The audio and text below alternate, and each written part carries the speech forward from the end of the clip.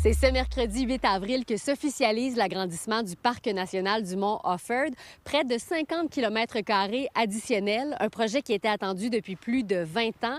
Et pour les usagers du secteur, bien, ça entraînera quelques changements d'habitude. Donc, on voit ici au bas, en vert plus foncé, le secteur actuel du lac Fraser, que les gens connaissent bien. Donc, tout ce qui est vert pâle, vers le nord, qui se rend juste dans le secteur ici, Melbourne, vers Richmond. Et à l'est, ici, secteur du lac Montjoie, là, on voit le lac Montjoie ici en bleu. Oui, c'est certain qu'on va utiliser ce secteur-là dès que les facilités de stationnement puis de sentiers vont être ouvertes. Je pense que c'est quelque chose de très positif pour le parc, là, puis la population, là. Vous l'attendiez depuis longtemps?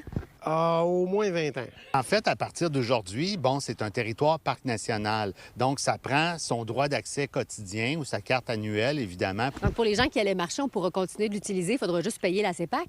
Par contre, pour les gens qui allaient se promener là en motoneige ou en VTT, là, ça sera plus possible. Non, dans les parcs nationaux, on peut pas. Les véhicules hors route sont défendus, tout ce qui est motoneige et tout ça. Comme la chasse aussi. Il ne pourra plus avoir de chasse, évidemment. Vous qui habitez dans le coin, vous voyez ça comment? Bien, je crois que ça va être bien pour le parc parce que ça va protéger un petit peu là, des gens qui vont là, en quad, en skidoo, en motocross et whatever.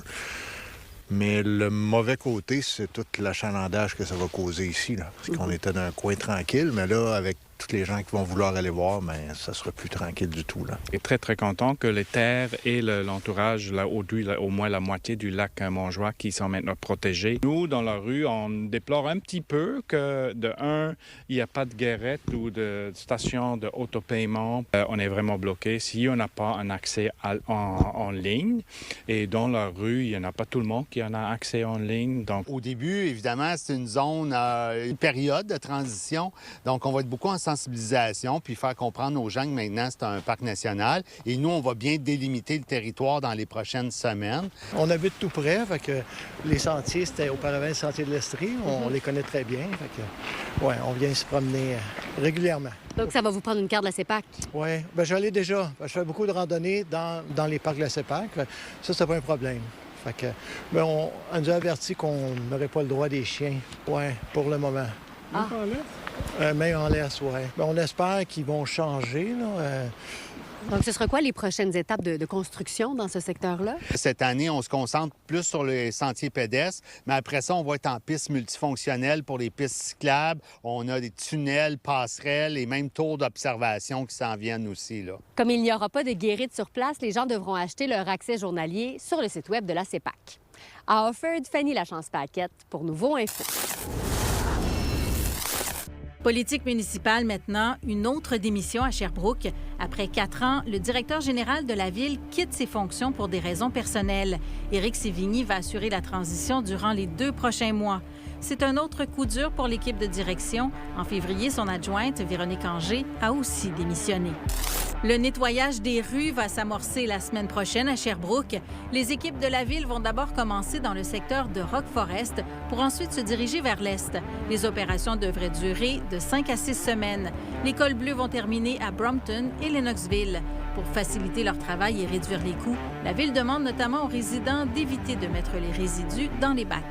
Première chose, ce serait de nettoyer leur terrain, de profiter du fait qu'on n'a pas encore nettoyé la rue pour balayer leur terrain, laisser le gravier ou les détritus sur la chaussée, ne pas mettre les déchets en tas, mais les laisser bien épandus le long de la bordure.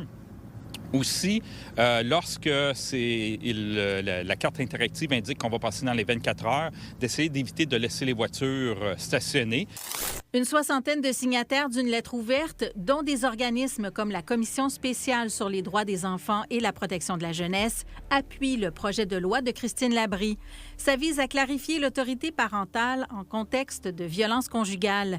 Selon la députée de Québec solidaire, il serait dans l'intérêt des enfants d'être confiés en garde principale aux parents victimes. Une réforme du Code civil du Québec est donc demandée. Au hockey, le Phoenix de Sherbrooke est en vacances après une cuisante défaite de 6-1 à Shawinigan lors du match numéro 7. La troupe de Gilles Bouchard a été dominée par les Cataractes qui sont revenus de l'arrière lors de ces 8e de finale.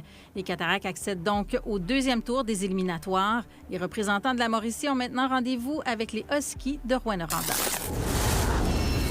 Québec met en place de nouvelles mesures pour contrer l'épidémie de rage en Estrie et en Montérégie.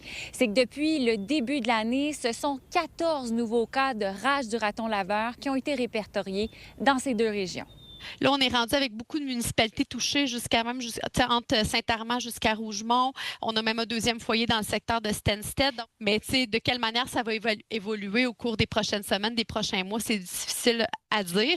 Les consignes importantes, c'est de ne pas déplacer les animaux vivants, ratons laveurs, moufettes, renards, et coyotes, même s'ils ont de l'air en santé, ils pourraient être en incubation de la rage et on pourrait de cette manière-là la déplacer vers de nouveaux secteurs. Il ne faut pas non plus les déplacer pour les amener à des centres de réhabilitation, des refuges, parce que c'est actuellement interdit. Par mesure préventive, l'interdiction de déplacer des animaux a été prolongée au mois de juin dans une centaine de municipalités. Et en Estrie, on ajoute celle de Saint-François-Xavier de Brompton et de Stowe. Non, la rage, c'est une maladie mortelle. Quand les symptômes apparaissent, autant chez l'humain que les animaux, c'est mortel à 100 %. Il n'y a pas de remède pour soigner la maladie.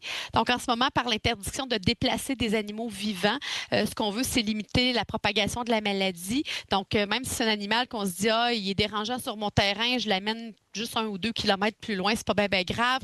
Mais on peut propager de cette manière-là la rage plusieurs kilomètres plus loin parce que les animaux se déplacent après ça pour trouver un nouveau milieu. Là. Donc, ça peut être source de déplacement important de la maladie. Puis ça peut être source aussi d'infection. Si on manipule une cage, un raton laveur, une griffure, une morsure, c'est vite arrivé. Donc, on veut à tout prix mettre de côté ces risques-là autant que possible. Pour freiner cette épidémie, Québec reprendra au printemps les opérations de vaccination. À Sherbrooke, Alexandra Paré pour Nouveau Info. Plus de 1000 élèves de première et de deuxième année du Centre de services scolaires de la région de Sherbrooke bougent davantage grâce au défi Réveil matin. C'est un défi de 30 jours où à chaque matin, les élèves doivent suivre un entraîneur qui présente une routine d'entraînement. Il y a un besoin dans les classes de faire bouger les enfants avant l'apprentissage. Ils commencent leur journée, ils sont vraiment contents. Puis après ça, ils sont vraiment disponibles pour faire peu importe quel travail, donc écriture, mathématiques, lecture. On va faire des jumping jacks, vous en rappelez, hein? La dernière fois, on les a fait. Voulez-vous nous dire qu'est-ce que vous aimez dans les capsules vidéo? J'aime ça parce que ça fait travailler le cerveau. Ça me donne plus de force pour bouger après dehors. Puis ça travaille l'intelligence et je me sens plus fort. Quand tu es à la maison, tu ne bouges pas beaucoup. Alors quand tu es à l'école, tu bouges très beaucoup. Donc, c'est pour ça que j'aime beaucoup. Donc, on commence toujours avec un réchauffement.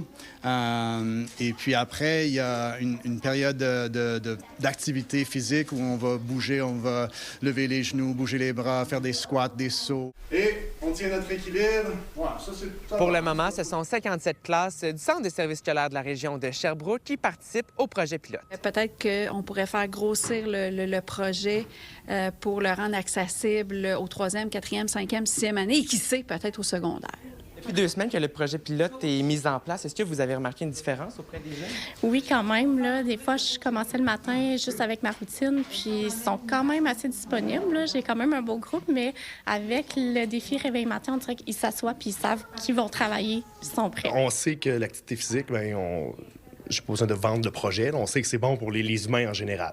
Fait que là, en éducation physique, nous, on permet de les faire bouger, ces élèves-là. Mais en les faisant bouger dans différentes sphères, comme dans la classe, ça permet d'adopter des saines habitudes de vie à long terme. Notre but, c'est de favoriser la persévérance scolaire. Alors, évidemment, un enfant qui est bien dans sa tête, qui est bien dans son corps, évidemment, ça met toutes les chances du côté de l'enfant pour favoriser sa réussite éducative. On fait des sauts. Des sauts? Vous sautez haut des fois? Ouais. Puis est-ce qu'après ça, les amis sont un peu plus calmes après d'avoir fait les capsules vidéo? Oui. Oui? 1, 2, 3, saute! Excellent, puis on descend. Oui, on va rester. Ce programme d'activation physique et cognitive est une initiative de la Fondation des élèves du Centre de services scolaires de la région de Sherbrooke. À Sherbrooke, Marc-Antoine Mailloux pour Nouveau Info. Vous êtes nos yeux et nos oreilles sur le terrain. N'hésitez pas à nous écrire si quelque chose vous fait réagir ou si vous voulez nous raconter votre histoire à estrie@nouveau.info.